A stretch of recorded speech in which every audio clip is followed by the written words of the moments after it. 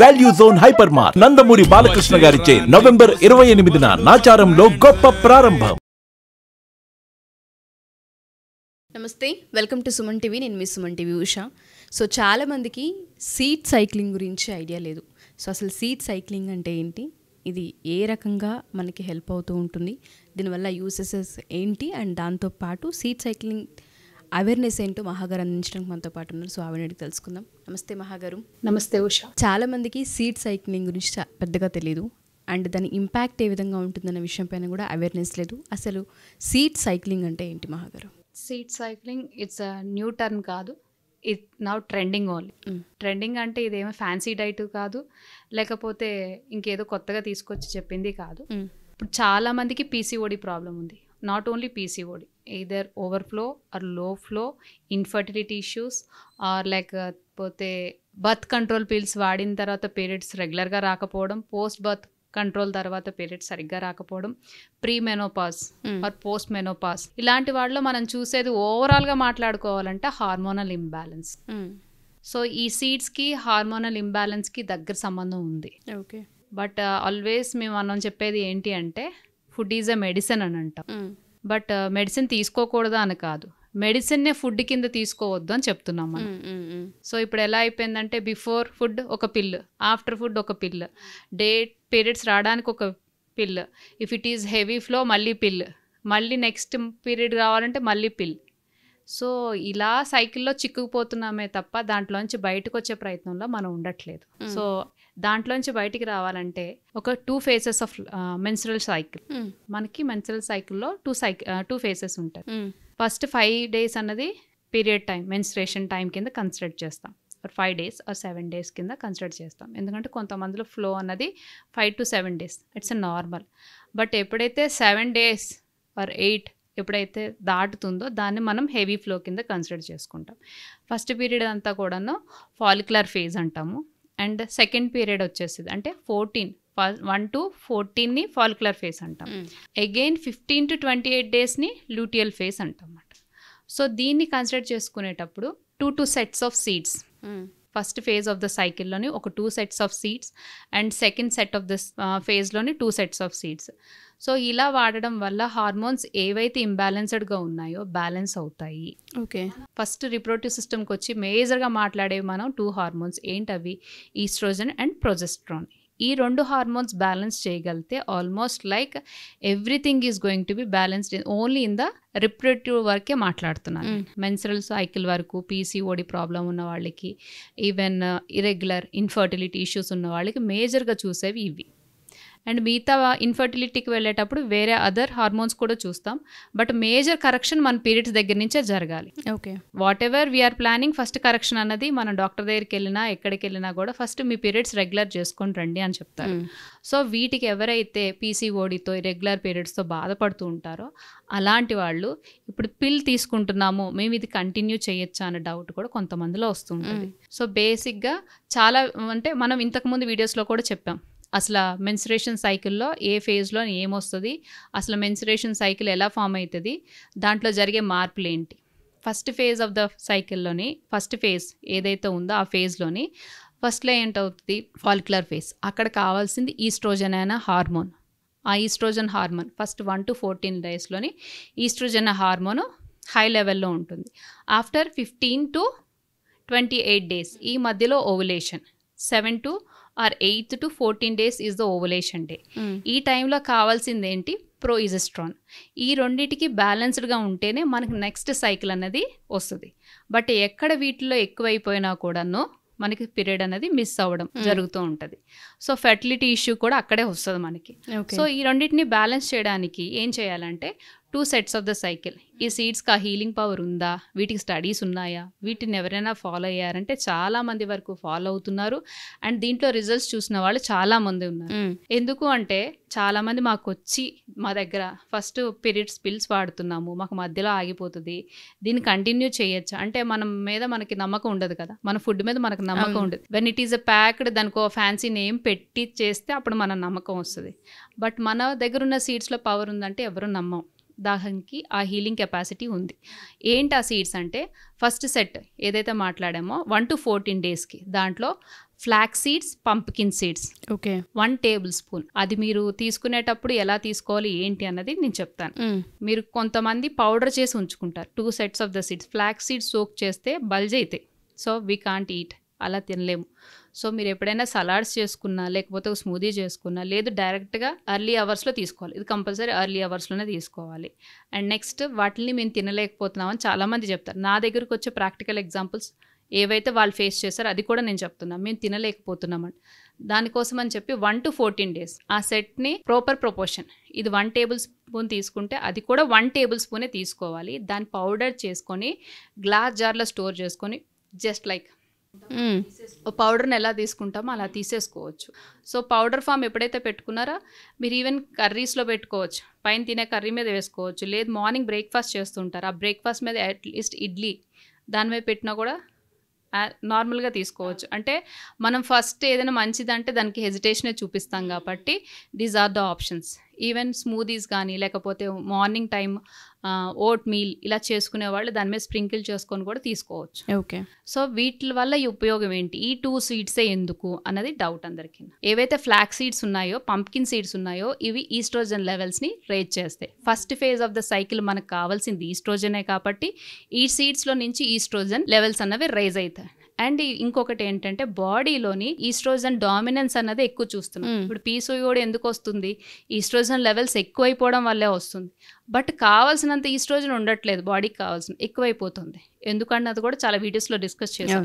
మనం యూజ్ చేసే ప్రోడక్ట్స్ వల్ల, మనం ఎక్స్పోజ్ అయ్యే ఫుడ్ వల్ల, దీనివల్ల అండ్ అదర్ ఇష్యూస్ కూడా ఉంటాయి. దీనికి కాన్స్టిపేషన్ ఇష్యూ ఉన్నా కూడా ఈస్ట్రోజన్ లెవెల్స్ ఎక్కువ ఉంటాయి. అండ్ ఐరన్ డెఫిషియన్సీ, లో స్టమక్ యాసిడ్ ఇవన్నీ ఇంటర్లింక్డ్. నేను ఏవైతే చెప్తున్నానో ఇవన్నీ ప్రతి ఆడపిల్లల్లో ఉంటాయి. ఒకసారి మీకు మీరుగా చెక్ చేసుకోండి. ఇవి చెక్ చేసుకుంటే దీని ఇంటర్లింక్డ్ ఏంటో అన్నది మీరు కామెంట్ రూపంలో కానీ కింద పెట్టగలితే ఖచ్చితంగా దీని మీద మనం వీడియో చేద్దాం. షూర్ మహా గారు. ఎందుకు అంటే దీన్ని మళ్ళీ నేను మిక్సప్ చేసి దీన్ని వాళ్ళు కన్ఫ్యూజ్ చేయకూడదు కాబట్టి నేను ఫర్దర్ ఎక్స్ప్లెనేషన్ నేను ఇక్కడ ఇవ్వట్లేదు. Okay so estrogen levels raise అయితే ఏ బాడీకి ఎంత అవసరమో అంత ఈస్ట్రోజన్స్ ఈ 2 సీడ్స్ నుంచి వస్తాయి. Flax seeds is nothing but phytoestrogens, అంటే మంచి ఈస్ట్రోజన్ బాడీకి కావాల్సింది ఈ సీడ్స్లోంచి వస్తాయి. So first phase of the cycle 1 to 14 ఇది వాడతారు. Second phase of the cycle కావాల్సిందంటే ప్రొజెస్ట్రాన్ కావాల్సి వస్తుంది కాబట్టి ఇక్కడ 2 sets ఆఫ్ సీడ్స్ వాడుకోవాలి మనం. ఇది 14 to 28 డేస్. ఓకే కొంతమందికి 28 డేసే రాదు. సో ప్రొలాంగ్ కావాలంటే వాళ్ళకి ఏం చేయాలి కూడా నేను చెప్తాను. Second set of the seeds వచ్చేసి సీసేమ్, అంటే నువ్వులు, సన్ఫ్లవర్ సీడ్స్, ఓకే పొద్దుతిరుగుడు పువ్వులు అంటారు కదా ఇవి. సీసేమ్ సీడ్స్ ఏం చేస్తాయంటే ప్రొజెస్ట్రాన్ లెవెల్స్ని రేజ్ చేస్తాయి. సెకండ్ ఫేజ్ ఆఫ్ ద సైకిల్లో నుంచి ఓవులేషన్ నుంచి మెన్సురేషన్ వరకు ఏవైతే కావాలో దాంట్లో ప్రొజెస్ట్రాన్ లెవెల్స్ని పైకి లేపుతూ ఉంటాయి అన్నమాట. సో ఇక్కడ ఏమవుతుందంటే ఎక్సెస్ ఈస్ట్రోజన్ ఏదైతే ఉందో దాన్ని బైండ్ చేసే కెపాసిటీ ఇంకో సీడ్కి ఉంది. అది ఏంటి అదంటే సన్ఫ్లవర్ సీడ్. ఓకే సో వీటిల్ని ఇలా బ్యాలెన్స్డ్గా ఉంచుతాయి అన్నమాట. First phase of the seeds flax seeds and pumpkin seeds. Second phase of the cycle వచ్చేసి సీసేమ్ అండ్ సన్ఫ్లవర్ సీడ్స్, అంటే నువ్వులు, పొద్దుతిరుగుడు పువ్వులు. ఇక్కడ ఫ్లాక్ సీడ్స్ అంటే ఫ్లాక్ సీడ్ అంటే ఏంటన్నది కూడా కొంతమందికి డౌట్ ఉంటుంది. ఫ్లాక్ సీడ్స్ అంటే అవిసి గింజలు. అవిసి గింజలు, పంప్కిన్ సీడ్స్, బూడిద గుమ్మడికాయలు కాదు, గుమ్మడికాయ గింజలు అంటే ఇస్తారు. ఓకే సో వీటిని ఎక్కడికి వెళ్ళినా మనకి అవైలబుల్ ఉంటాయి, అవైలబుల్ అంటే ఖచ్చితంగా అడుగుతారు ఇది ఎక్కడ దొరుకుతాయి ఏంటి అన్న డౌట్స్ చాలా మందికి వస్తాయి. సో ఎక్కడికి వెళ్ళినా కూడా ఇవి దొరుకుతూ ఉంటాయి. సో వీటిని తినే పద్ధతి కూడా చెప్పాను. తినలేకపోతే మాత్రం వాటి పౌడర్ ఫామ్గా చేసుకోండి. కొంతమందికి ఇక్కడ వచ్చే డౌట్ ఏంటంటే మాది ఇరెగ్యులర్ సైకిల్, మేము ఎలా ఫాలో అవ్వాలి దీన్ని అంటే. సో దీన్ని ఫాలో అయ్యే పద్ధతి ఏంటంటే new moon to full moon, అమావాస్య నుంచి పౌర్ణమి వరకు 1 set కింద కన్సిడర్ చేసుకోండి. అది ఎలా చేసుకుంటారంటే ఫస్ట్ ఫేజ్, ఇప్పుడు మీ పీరియడ్ ఇరెగ్యులర్, అమావాస్య నుంచి పౌర్ణమికి ఎలాగైతే క్యాలిక్యులేట్ చేసుకున్నా first phase of the cycle, మళ్ళీ దాన్ని రొటేట్ చేయండి. ఓకే మళ్ళీ full moon to new moon, ఇది సైకిల్. ఈ సైకిల్ ఇలా కంటిన్యూ చేయగలిగితే మీ పీరియడ్స్కి ఈ న్యూ మూన్కి ఫుల్ మూన్కి చాలా ఇంటర్లింక్డ్ ఉంది. దీని సబ్జెక్ట్ నేను ఎక్స్ప్లెయిన్ చేయను ఎందుకంటే ఇది న్యూ సబ్జెక్ట్ కాబట్టి దీనికి అందుకే అడుగుతున్నా. మీకు ఇంకా డౌట్స్ ఉంటే కామెంట్ రూపంలో అడిగితే నేను ప్రొలాంగ్ చేసి ఎక్స్ప్లెనేషన్ ఇస్తాను. షూర్ మహాగారు. అండ్ దీంట్లో జరిగే మెరాకిల్స్ ఏంటి అంటే ఎవరైతే ఫాలికల్ స్టిమ్యులేటింగ్ అంటే ఓవరీస్లో ఎగ్స్ ఇమ్మెచ్యూర్డ్గా ఉండిపోయి పీసీఓడితో బాధపడతారో వాళ్ళకి ఉపయోగపడుతుంది. అండ్ ఫర్టిలిటీ ఇష్యూస్ వల్ల పీరియడ్స్ రెగ్యులర్ చేసుకొని రండమ్మా అని చెప్తుంటారు కదా, వాళ్ళు యూజ్ చేసినా కూడా దాంట్లో వాళ్ళకి ఇష్యూస్ ఏవైతే ఉన్నాయో సాల్వ్ అవుతూ ఉంటాయి. And irregular periods, over bleed and next endometrium problems ఉన్న వాళ్ళకి కూడా కొంతవరకు ఉపయోగపడుతుంది. Even post menopause, pre menopause వాళ్ళు కూడా ఉపయోగపడుతుంది. బట్ వీటిల్లో జరిగేది ఏంటంటే ఈ సీడ్స్ అన్నీ కూడా ఈస్ట్రోజన్ లెవెల్స్ని బ్యాలెన్స్ చేస్తూ, హార్మోన్స్ని బ్యాలెన్స్ చేస్తూ వచ్చినప్పుడు ఓవరాల్ ద మెటబాలిజం కూడా నీట్గా క్లీన్ చేస్తూ ఉంటుంది అనమాట.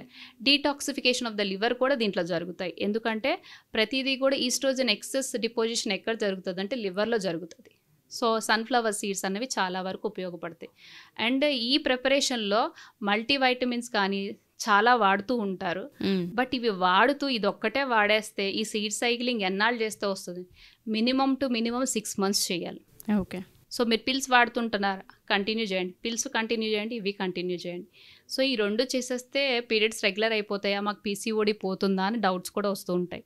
బట్ ఇవి చేస్తూ మీరు జంక్ మానేసేయాలి. ఓకే, లైఫ్ స్టైల్ చేంజెస్ అనేవి కంప్లీట్గా కావాలి. Sleep is the major problem అందరికి. ఎందుకంటే స్లీప్లోనే మేజర్ ఆఫ్ ద హార్మోన్స్ అన్నీ కూడా బ్యాలెన్స్ అయ్యాయి. బట్ మనం ఫుడ్కి ఎంత వాల్యూ ఇస్తున్నాం, స్లీప్కి అంత వాల్యూ ఇవ్వము. నిద్ర వస్తేనే పడుకుంటాం. బట్ ఒక్కొక్కసారి రెప్పలు ఇలా పడిపోతున్నా కూడా స్క్రీన్ వదలం. ఇప్పుడు వచ్చే టీనేజర్స్ కానీ పెద్దవాళ్ళకి కానీ అందరితో ఉండే ప్రాబ్లమే స్క్రీన్. సో దాన్ని కంట్రోల్ చేసుకుంటూ లైఫ్ స్టైల్ చేంజ్ చేసుకోగలిగితే ఆబ్వియస్లీ దీంట్లో మిరాకిల్స్ చూసిన వాళ్ళు చాలామంది ఉన్నారు. సో నేను పర్టికులర్గా ఇంతగా చెప్పడానికి, అవేర్నెస్ క్రియేట్ చేయడానికి, ఎందుకంటే చాలామంది పిల్లలు ఎవరైతే మెన్సురేషన్ సైకిల్ స్టార్ట్ అయిన తర్వాత ఏదర్ ఓవర్ఫ్లో ఆగిపోవడం జరుగుతుంది.